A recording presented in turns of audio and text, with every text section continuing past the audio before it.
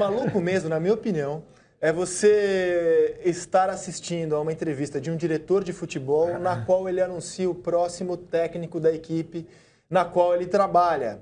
No caso, o próprio. Foi a situação de Petkovic ontem, contratado como diretor do Vitória e que ontem se anunciou como treinador do rubro-negro no Campeonato Brasileiro. Confira.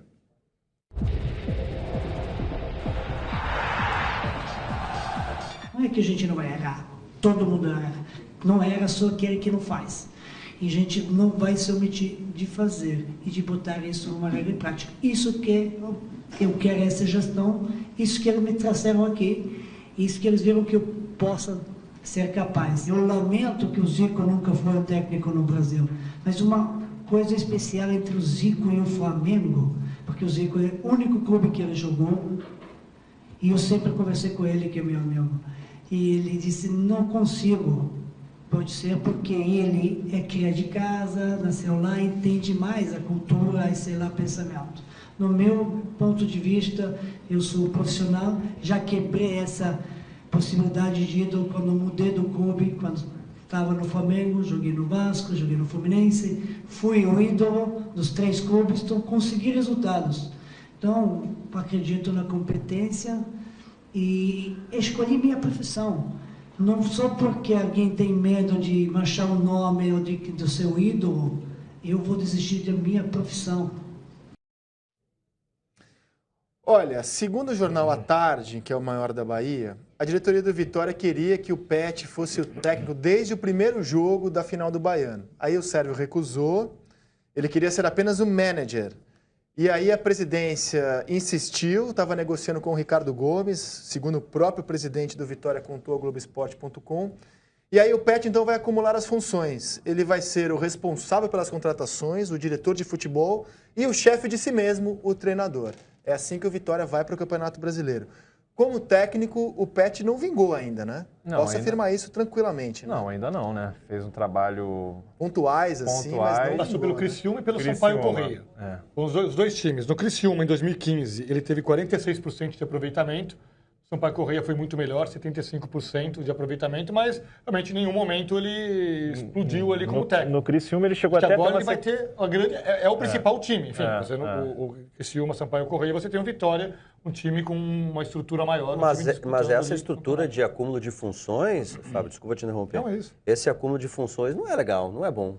Você tem que ter funções definidas para um cobrar do outro, me parece lógico isso, né? Mas é uma tendência, né, na Europa. Não, o treinador ser o manager e ter inclusive rubricas de orçamento para contratar, isso é uma praxe, eles fazem isso mesmo. Mas eu digo assim, você tem lá, o Bayern tem o Matias Sammer, que é o gerente de futebol, é o cara que faz a ligação da direção com os jogadores. Inclusive pode treinar, pode cobrar do treinador, essas questões todas que a gente disse de análise de desempenho. O Zubizarreta fazia isso no Barcelona, não sei se ele está fazendo ainda até.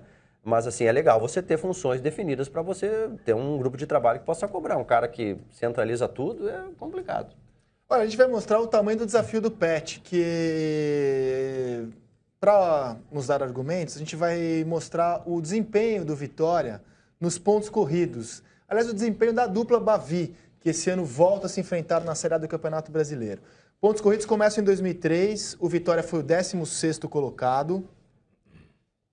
Aí, em 2004, o Vitória vai ser o 23º colocado, aproveitamento muito baixo. Rebaixado. Foi rebaixado e volta a disputar a Série A só em 2008, na qual ele foi o 10º colocado. Uma campanha digna para quem está voltando da Série B. Em 2009 é o 13º, depois em 2010 ele vai ser 17º, é rebaixado de novo em 2010. São essas imagens que vocês estão vendo. E vai voltar a disputar o Campeonato Brasileiro da Série A em 2013. E com uma grande campanha, o 5º lugar. É até hoje a melhor campanha de um clube do Nordeste na Série A por pontos corridos do Campeonato Brasileiro. Em 2014, o Vitória ficou em 17º, foi rebaixado de novo. Veja que é uma gangorra para o Vitória. Vai e volta, vai e volta. E no ano passado escapou na última rodada do Campeonato Brasileiro, acabou sendo 16º. Ficou ali no limite da permanência. Jogando contra o Palmeiras, já campeão, né? Já campeão. Ficou por outros resultados, mas na última rodada também não conseguiu fazer a parte dele. É uma gangorra. Né? Agora, a situação do Pet, dele como diretor, se apresentando como técnico, você vai lembrar disso, André? Em 2006, o Salvador Hugo Palaia, diretor do futebol do Palmeiras, que ele fez uma auto-entrevista no CT do Palmeiras. Você lembra dessa? Ele chegou, sentou e falou assim, gente, olha, a imprensa está criticando demais o Palmeiras, então hoje quem vai fazer as perguntas sou eu. Ele tirou aqui um papel e começou a... O time do Palmeiras está jogando bem? Daí eu mesmo vou responder. Daí ele pegava e respondia. Então era uma série de perguntas, ele inaugurou ali a auto-entrevista, né? O Salvador Hugo Palaia, diretor do Palmeiras em 2006. Eu lembro dos repórteres, eu trabalhava na Folha de São Paulo na época. Não, voltando para a redação...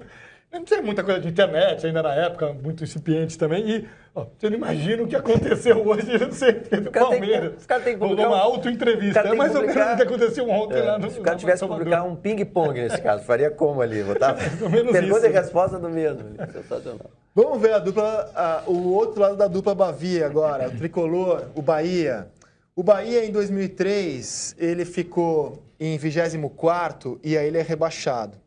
E o Bahia só vai voltar à Série A do Campeonato Brasileiro em 2011, quando ele ficou em 14º, uma campanha ruim.